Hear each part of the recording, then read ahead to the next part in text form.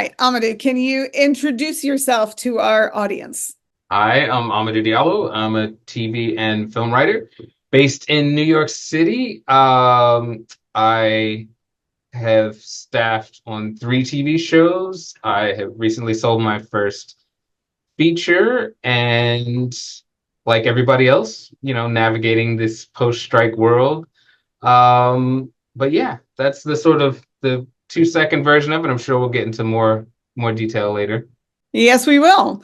Now, we're here specifically to talk about screenwriting competitions that played an important role in your journey. When did you start submitting to competitions? How did you measure your progress with competitions? Yeah, I think that's a great question. I think, once I decided to make the transition to screenwriting and, you get your first pilot written, you maybe have a couple of people read it. And then, of course, it's the whole, competition thing. What should I enter? How many should I enter?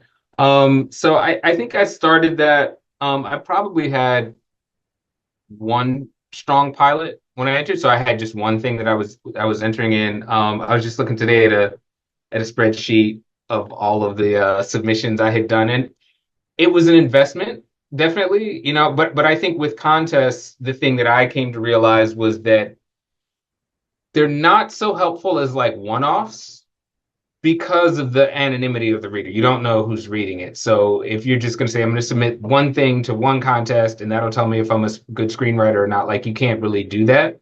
But I think if you can take them in the aggregate, if you can afford to make the investment in submitting to multiple ones over time, you can sort of see, okay, maybe the first year, nothing made it out of the first round. Then the next year, I've had some pieces make it second round, semis, quarterfinals, things like that. Like that's a progression that I can see in my work of like getting rejected from everybody, then getting, into the second round, quarterfinals, semis, and then you enter some bigger competitions and getting like, second round of Austin. So I think it was useful for me in that broader sense of like just taking a look as a whole. My submissions have done better over time in this range of competitions. I did try to be intentional about not entering something, where there's 20 entries, so you're going to win something, but, entering some, bigger contests and medium-sized ones just to gauge. But I think it's definitely a long game. When did you start seeing some real results from competitions, and what does that look like? I think for me, it was like, do I make it out of the first round? It's like, how early do you get that rejection letter? I think that the first year, man, I mean, the first year was pretty brutal. I think the second year I was doing it, I started getting a little more traction. I think also what helped was I had multiple things to submit, so I only had one pilot the first year. Second year, I had written two more. So I think that's another thing that competitions can be very helpful for as sort of a prod to just, you know, produce output. I think if I look back, to me, one of the biggest benefits of the competitions thing was, I think from 2019 to now, I think consistently every year I've written at least two original things, whether it's a pilot, a feature. Um, I spent a long time on a pitch document, a verbal pitch, so I count that because that was harder than just writing the pilot. So I think again, that was what I started to see the progression of. Am I producing more output? And are those pieces now getting better traction in those competitions?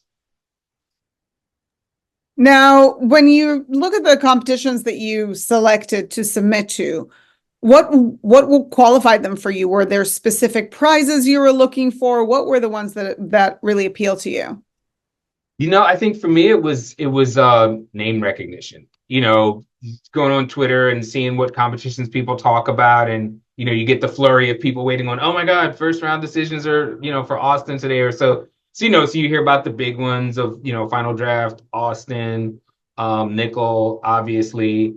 And then there's a lot of ones below that we screenplay, I think, Screencraft, those kind of ones. So I didn't want to do like, the Midwestern Idaho local screenwriting competition. But yeah, I think if I had heard other writers talk about them, that was sort of the gauge. And eventually, your writing started to really pop with competitions. I know you did really well with Tracking Board, with the Launchpad competition, and also Mentorship Matters. Can we talk about what that created for you, what those wins built for you? Yeah, I think, and it's funny, those two you mentioned, those are my only two wins from contests. So let's be clear about that. Um, I think the Tracking Board Launchpad one was good because, you need wins during this process of trying to break in because the rejections are there's so many rejections. You need these little external validations of like, yeah, you're on the right track. So that was really helpful. I think the Mentorship Matters, that was the only fellowship I've ever won. And that was crucial for me in my career because that came with a 12-month, one-on-one mentorship with a showrunner. And that was life-changing in a lot of ways because I think there's two elements to this. Of one is like trying to just get your work to the level that it needs to be to get to that, mythical, undeniable script. But once you feel like you're ready, and people tell you that you're ready, you need access. You need to build relationships with people who are in the industry who are doing what you want to do. And I think that for me is what Mentorship Matters was. With my mentor, Melanie Martin, to me, we just from jump, we established like a great relationship. Like we're friends to this day. Like we'll text, hey, what's going on? Just wanted to check in with you. Like I celebrate her wins. She celebrates my wins.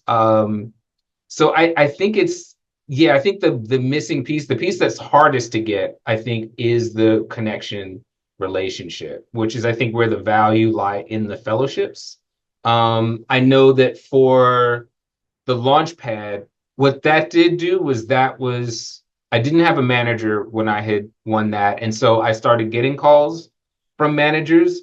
I'll be honest, all of just maybe three or four that reached out, and none of them were ideal, none of them were good fits by a long shot, but it was very valuable because I got to see what I didn't want or what I wasn't looking for in a rep. And so then when I did meet my manager that I have now, it was such a night and day. I was like, oh, this is what it's supposed to feel like when somebody says they're interested in you. So that was really helpful. But it was, I think, as maybe non-overwhelming as those initial manager sit downs were, they were still coming to me. And I think it would have been even worse if I had just been going out to managers blindly. So I think contests that offer that again, that's access. That's getting to build relationships with people in the industry. That's super important. Love that.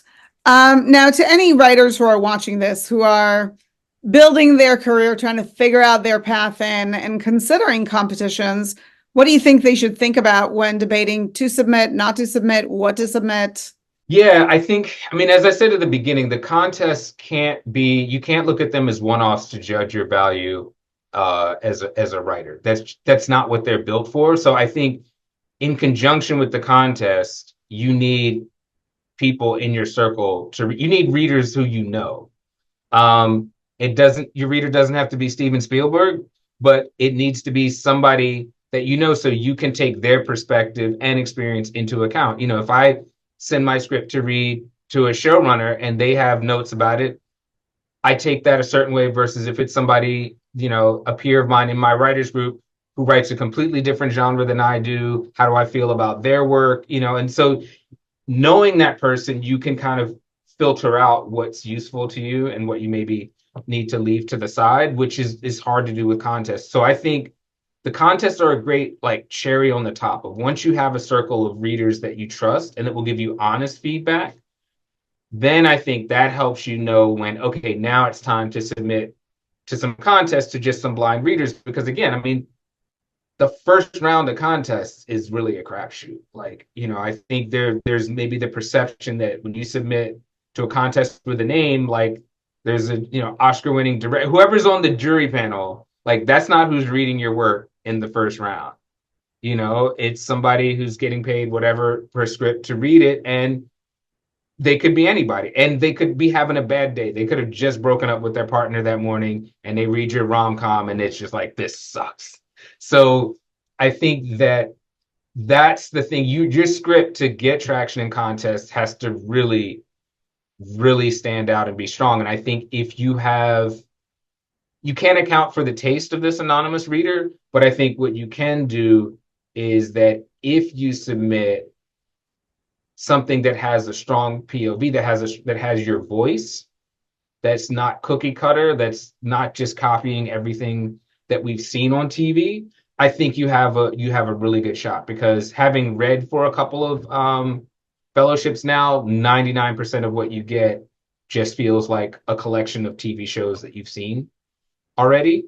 And which I get it, it makes sense. If you're going to write for TV, why shouldn't you write things that sound just like what you've seen on TV? But the reality is that's not what moves people or what people are looking for. People are looking for something.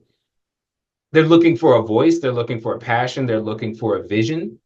And if you can give that, I think your chances of, certainly getting past that first round hurdle in contest are good. So you can use it as a gauge of that. I think can be really helpful. I love that.